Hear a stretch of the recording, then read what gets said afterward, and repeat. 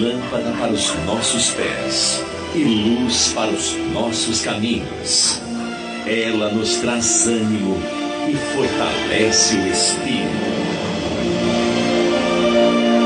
Ouça agora uma palavra de fé.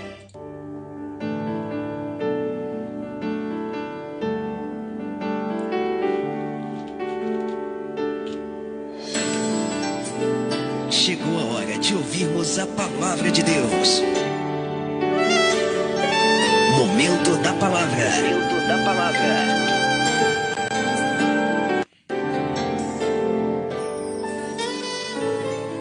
Chegamos agora aqui no momento especial que nós iremos aqui estar compartilhando com os irmãos uma palavra da parte do Senhor para você.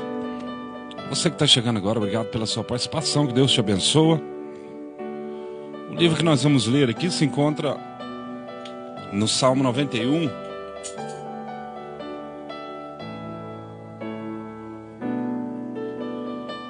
Salmo 91, o versículo 1. Não vou ler ele todo não, porque ele é meio grande. Salmo 91, o versículo 1. A palavra vai nos dizer que aquele que habita nos esconderijos do Altíssimo e à sombra do Onipotente descansará. No Salmo 91, o salmista Davi nos mostra como são bem-aventurados aqueles que fazem parte do Senhor Deus e do seu refúgio. Então eles estão bem guardados, garante o salmista Davi. Então ele começa comparando o Altíssimo a uma, desculpa a comparação, como fosse uma galinha guardando ali os seus pintinhos debaixo ali das suas asas. Então por isso a expressão aquele que habita no abrigo do Altíssimo, ou em algumas tradições, no esconderijo do Altíssimo, e descansará à sombra de Todo-Poderoso, ou à sombra do Onipotente descansará. Isso varia de tradução para tradução. Então é uma referência que aqueles que confiam no Senhor Deus como seu protetor estão sempre seguros debaixo das suas asas, e as aves inimigas não poderão nos atacar. Então a cobertura especial do nosso Deus nos tira da mira do inimigo. E podemos então viver confiantes e dizer que Tu és o meu refúgio, é a minha fortaleza e é o meu Deus em que eu confio.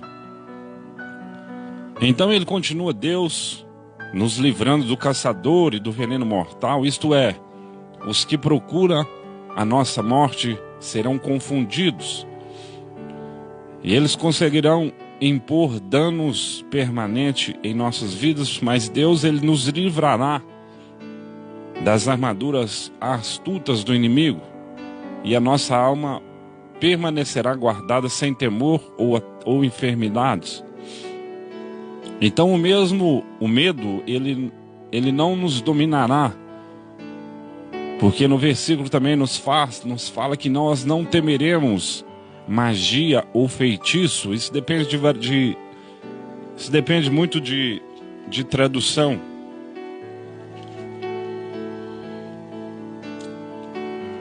Nós não iremos temer a magia ou feitiço, como está escrito: você não temerá o pavor da noite, e nem a flecha que voa de dia, e nem a peste que se move sorrateira nas trevas, e nem a praga que devasta ao meio-dia. Então o Espírito Santo ele é aquele que nos guarda, e nenhum espírito maligno, ou demônio, ou maldição, ou mandinga, ou oração contrária, ou qualquer que seja, que nos procura nos fazer mal, não prosperará. Então a graça de Deus nos permanece sobre aqueles que o temem, para livrar e guardar, como está escrito no livro de Números, capítulo 23, o versículo 23, que pois contra Jacó não vale encantamento, e nem adivinhação contra Israel, e nesse tempo se dirá de Jacó e de Israel que coisas Deus tem realizado. E o salmista também está dizendo uma visão gloriosa do poder de Deus. O Espírito Santo ele está dominando os seus sentidos, e por isso ele diz que 1000 cairão ao seu lado, 10.000 à sua direita, mas nada nos atingirá.